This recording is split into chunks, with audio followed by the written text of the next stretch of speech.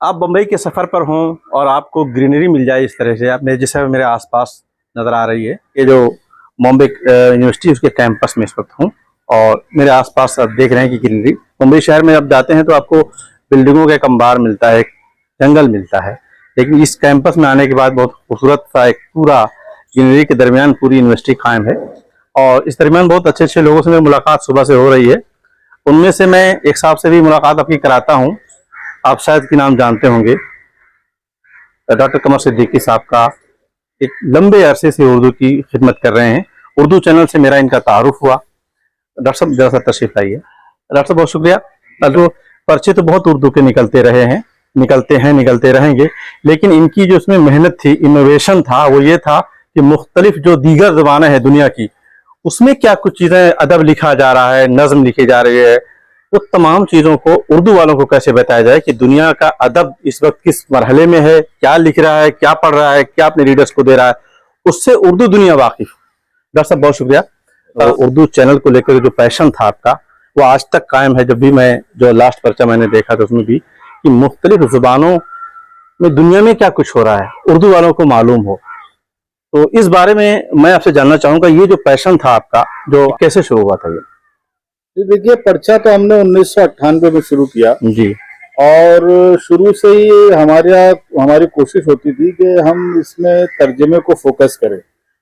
असल में तर्जमा जो है वो बुनियादी तौर पे हमको दुनिया से कनेक्ट करता है, दुनिया से जोड़ता है, और अगर तर्जमा लिटरेचर का है तो हम दुनिया के समाज से जुड़ते हैं। तो यही बुनियादी मकसद था हमारे पास। पहले जब हमने पर्चा शुरू किया था, जाहिर है कि हैंड्स नहीं थे और लिटरेरी जो तराजीम होते हैं, अदबी जो तराजीम होते हैं, वो बनिस्बत दूसरे तराजीम के मुश्किल होते हैं। लेकिन ये अल्लाह करम हुआ कि हमको कासिम नदीम जैसा मुतरजिम मिला जी, और कासिम नदीम साहब ने अपने आप को उर्दू चैनल के लिए एक तरह से वक्फ कर दिया। फिर बाद के ज़माने में डॉक्टर जाकिर खान जाकिर भी जुड़ गए और फिर दूसरे जो उर्दू के रेगुलर मुतरजमीन हैं वो भी जुड़े। लेकिन जो एक तरह से कॉन्सेप्ट बेस हम करते थे पर्चों का और अब भी कर रहे हैं, तो उसमें ज़्यादा जो कंट्रीब्यूशन है और ज़्यादा हिस्सेदारी जो है कासिम नदीम साहब। जी जी। यानी कि अभी जो हाल में जो पर्चा आया है वो नोबेल इनाम याफ्ता खवातीन फिक्शन निगारों पे मुश्तमिल है और उन फिक्शन निगारों के सारे तराजीम कासिम नदीम साहब ने किए। इसके अलावा इससे पहले जो हमने एक कॉन्सेप्ट हमारा था वो था अफगानिस्तान की शॉर्ट स्टोरी को पेश करना। अच्छा, उसमें मैं आपको बताऊं कि दिलचस्पी की बात यह है कि अफगानिस्तान जो हमारा बिल्कुल पड़ोसी है और उर्दू में अब तक इसके सीधा सीधा तराजिम हुए थे उसके लिटरेचर के, लेकिन एक साथ इस तरह से काम नहीं हुआ था, तो एक बड़ा काम हुआ। इसी के साथ साथ इंडियन लैंग्वेजेस में आप देखें तो कुर्दी जबान के अफसानों का तर्जुमा पहली बार जो है वो उर्दू चैनल ने शाये किया और इसको बहुत मुल्कगीर सतह पे कबूलियत मिली और दी हिंदू जैसे अखबार ने इसको रिव्यू किया कि ये इंडियन लैंग्वेजेस में पहली बार है। डॉक्टर साहब, ये जो आपने जिक्र किया और आपने जो तय किया था, कमिटमेंट जो आपका था कि हमें जो है इसको नए नए जो तजर्बात करने हैं और ये तराजिम के हवाले से इंटरनेशनल लैंग्वेजेस में भी आप गए हैं, जा रहे हैं, तो ये तो बहुत मुश्किल टास्क है कि मुतरजिम मिलना और उनको एसोसिएट करना और फिर वो उनसे उर्दू तराजिम कराना, फिर उसको पब्लिश करना। ये तो एक बहुत बड़ा, मुझे जहां तक लगता है, पर्चा निकालने वाले बहुत हजारों लोग हैं, निकाल देते हैं, बस निकल जाता है पर्चा, लेकिन इतनी मेहनत कौन करता है कि जिस तरह से आपने टास्क तय करते हैं, फिर उसको चेस करते हैं, फिर उसके बाद में इस तरह की चीजें लाते हैं। ये तो बहुत बड़ा। देखिए अशरफ साहब, ये है ना कि ये एक तरह से इंस्टीट्यूशनल काम है जो एक इंडिविजुअल को करना पड़ रहा है। जी जी जी। मैं आपको एक अपना तजुर्बा बताता हूँ कि हमने फलस्तीनी फलस्तीनी अफसानों को एक्सप्लोर किया और फलस्तीन को एक्सप्लोर करने के लिए आज के तनाजुर में आप देखें जी जी पूरे दुनिया में जो इंसाफ पसंद लोग हैं उनको फलस्तीनियों से हमदर्दी है और खासतौर से हिंदुस्तान में भी एक बड़ा तबका है और एक बड़ा तबका जाहिर है कि कुछ की अपने मामलात है, लेकिन ये कि फलस्तीनियों पे जो मजालिम हो रहे हैं उसको लेके लोगों की तकलीफ है लोगों को। लेकिन फलस्तीन को आप जानते कितना है? बिल्कुल सही कहा आपने। आप फलस्तीन को जानेंगे उनकी कहानियों में। बेशक अखबार का काम अलग है, वो आपको इन्फॉर्म करता है, वो आपको खबरें देता है, लेकिन जो जिंदगी को एक्सप्लोर करती हैं वो उसकी शॉर्ट स्टोरीज होती हैं, उसके लिटरेचर बेशक। होता है, उसकी शायरी होती है। बेशक। अब जो आपने सवाल किया उसकी तरफ आते हैं। अव्वल तो ये कि फ़लस्तीन की कहानियों का सिलेक्शन, कौन सी कहानियां आप उसको इंतखाब करेंगे जो उस पूरे माशरे को जो है वो उसका एक सिंबल बन के आ जाए। तो अब जाहिर है कि हमको अरबी आती नहीं है, तो हम कहानियों को अंग्रेजी में देखें और फिर कोशिश ये करें कि असल ज़बान से अगर कोई मुतरजिम मिल जाए। तो हमको इत्तेफाक से जी। शमसुर रब साहब मिल गए, जो हमारे यहाँ उस ज़माने में अरबिक डिपार्टमेंट में असिस्टेंट प्रोफेसर थे और अब महाराष्ट्र कॉलेज में असिस्टेंट प्रोफेसर हैं अरबिक के। तो मैंने उनसे जिक्र किया कि भाई शमसुर रब साहब, ये ऐसा है कि यार ये मेरे जहन में है और फ़लस्तीन की कहानियों का, और ये कहानियां हैं, अगर आपको अरबी में मिल जाए तो अगर आप अरबी से कर दें तो बहुत अच्छा हो जाएगा, नहीं तो अंग्रेजी से जाहिर है कि एक सेकंड लैंग्वेज से करना मुश्किल होता है। तो उन्होंने कहा कि यार तो बहुत अच्छा कॉन्सेप्ट है, मैं देखता हूँ। उसमें से उनको 5 कहानियां मिल गई अरबी में, और 2 कहानियां उनको जो है वो गल्फ कंट्रीज से मंगानी पड़ी, कतर से। ये मतलब बड़ी पित्तेमारी का काम, ये बहुत पित्तेमारी का, इसीलिए मैं कह रहा हूँ कि इतना मुश्किल टास्क लेना, उसे उसी तरह अंजाम तक ले जाना लेकिन ये है कि इसमें वक्त लगता है और बहुत से लोगों को शिकायत होती है कि उर्दू चैनल वक्त पे नहीं आ पाता है। जी बिल्कुल। उसकी बुनियादी वजह यही है कि ये काम ही इस तरह का है जो आपको 3 महीने में नहीं कर पाते हैं। कभी हो भी जाता है जी, कभी 6 महीना लग जाता है, कभी 8 महीने भी लग जाते हैं। बिल्कुल सही कहा आपने। क्योंकि तर्जुमा शुदा कहानियों को या तर्जुमा शुदा मतन को एक बार पढ़ना और फिर उसको देखना, उसमें बहुत सारी जो है वो कुछ जाहिर है कि मुतरजिम भी इंसान ही होता है, तो उससे कुछ गलतियों का भी एहतमाल होता है। तो इस तरह से यह है कि मुश्किल काम तो बहरहाल है, लेकिन जब हमने ये देखा कि उर्दू में इस तरह का काम हो नहीं रहा है जी।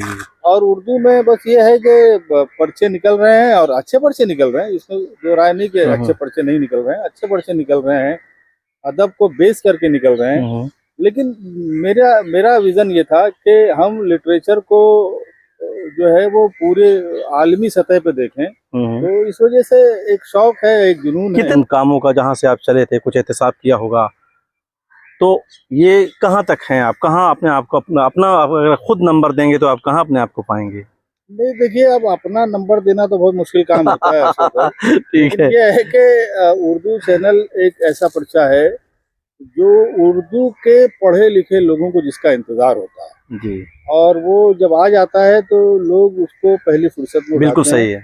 और ये मैंने देखा कि आपको जो एडमिनिस्ट्रेशन में जो बड़े लोग हैं उनको मैंने देखा, सहाफत में जो बड़े लोग हैं उनको मैंने देखा, एजुकेशन में जो बड़े लोग हैं उनको मैंने देखा कि वो लोग बड़ी दिलजमई के साथ इस पर्चे पे मुंतजिर होते हैं। एक चीज़ तो ये हुई। दूसरी चीज़ ये है कि मतलब मुझे जो नुकसान हुआ वो शायरी के हवाले से मुझे बहुत नुकसान हुआ। जाहिर है कि पर्चे में बहुत वक्त लग जाता है जी जी, और तनकीद मैंने तो बहुत ज्यादा नहीं लिखी है, लेकिन जो भी थोड़ी बहुत लिखी है उसको भी बहुत नुकसान हुआ क्योंकि पर्चा बहुत वक्त लेता है। जी जी जी जी, तो उस वजह से तो नुकसान तो नहीं कहना चाहिए, लेकिन पर्चे ने दिया बहुत कुछ है। एक तो कि उर्दू दुनिया में जो मेरी जो भी पहचान है उसमें बहुत बड़ा रोल बिल्कुल बिल्कुल सही बात। और ये कि उर्दू चैनल ने हिंदुस्तान ही नहीं बल्कि मुल्क के बाहर भी अपनी शनाख्त बनाई है। और आप देखिए कि हिंदुस्तान में तर्जमे को इस तरह से फोकस करने का रिवाज भी पैदा किया। बिल्कुल सही कहा आपने। तो ये काम तो बहरहाल हुआ है। अब इसमें अदब का मामला जो है वो बहुत मध्यम होता है, बहुत स्लो प्रोसेस है। जी बिल्कुल सही कहा आपने। तो इसके नताइज के ताल्लुक से हमको शायद और इंतजार करना चाहिए, लेकिन मैं बहुत पुरुमीद हूँ कि जो चीज़ हमने शुरू की है और जो सिलसिला हमने शुरू किया है वो उसके नताइज अच्छे बरामद होंगे और लोग इस सिलसिले को नई जनरेशन भी आगे कंटिन्यू आने वाले दिनों में जो अगला पर्चा उसके कुछ रूपरेखा आपने तैयार किया उसकी? हाँ, उसकी रूपरेखा तैयार हो गई है और काम भी शुरू हो गया है, तर्जमा हो गया है, उसकी फर्स्ट रीडिंग अभी बाकी है। अच्छा। इस बार हमने देखा है, कोशिश ये की है कि साउथ इंडिया को एक्सप्लोर करें। अच्छा। तो उसका जो लिटरेचर है साउथ इंडिया का, उसमें उर्दू से जो साउथ इंडिया का ताल्लुक है वो दक्कन की हद तक महदूद है। जी जी बिल्कुल सही कहा। और दक्कन के अलावा जैसे आप देखेंगे तो तमिलनाडु है, केरला है, जी जी। तेलंगाना से तो ठीक है, एक अच्छा राब्ता रहा है, लेकिन फिर भी आंध्र प्रदेश है, जो अब तेलंगाना से और आंध्र प्रदेश जो अलग स्टेट हो गए। जी बिल्कुल। आंध्रा का बहुत बड़ा हिस्सा है जिसको उर्दू, जिसका जो लिटरेचर है वो उर्दू तक नहीं पहुंच पाया है। कन्नड़ में बहुत सारी चीजें हैं जो उर्दू में नहीं पहुंच पाई हैं। तो हमारा अगला शुमारा जो है वो साउथ इंडिया की, जनूबी हिंदुस्तान की कहानियों पे खास शुमारा होगा। जी, बहुत अच्छी बात आपने बताई। अब मुझे ये बताइए कि आप जो है बहुत सारे पर्चों को देखते भी होंगे। हिंदुस्तान में इस वक्त जो अदब लिखा जा रहा है, उनके जो सब्जेक्ट हैं, उन चीज़ों को लेकर के, क्योंकि आप एक ख़ास मौजू पर काम करते हैं, तर्जमा आपका बेसिक पॉइंट होता है।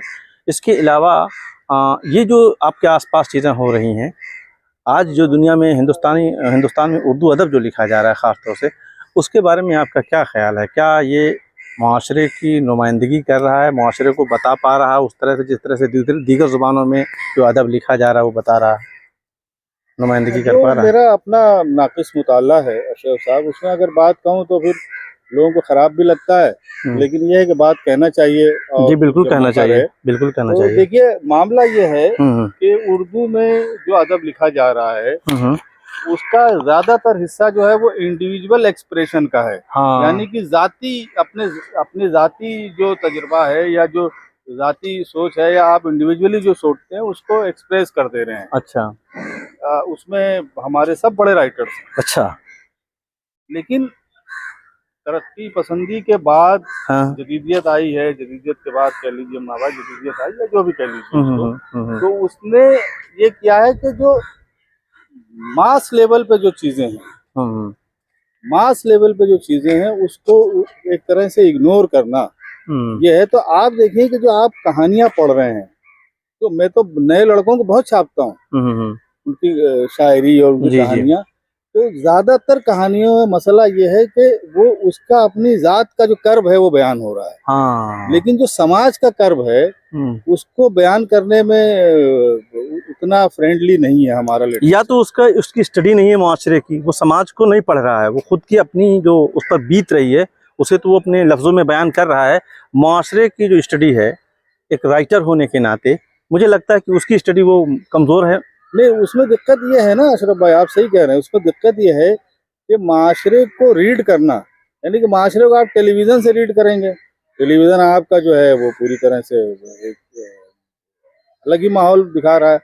अखबार से आप रीड करेंगे, अखबार पूरी तरह पेड हो गया है। जी बिल्कुल। यानी कि मीडिया जो सबसे बड़ा मीडियम है समाज को रीड करने का, बिल्कुल सही बात है, वो तो धोखे का मामला हो गया है।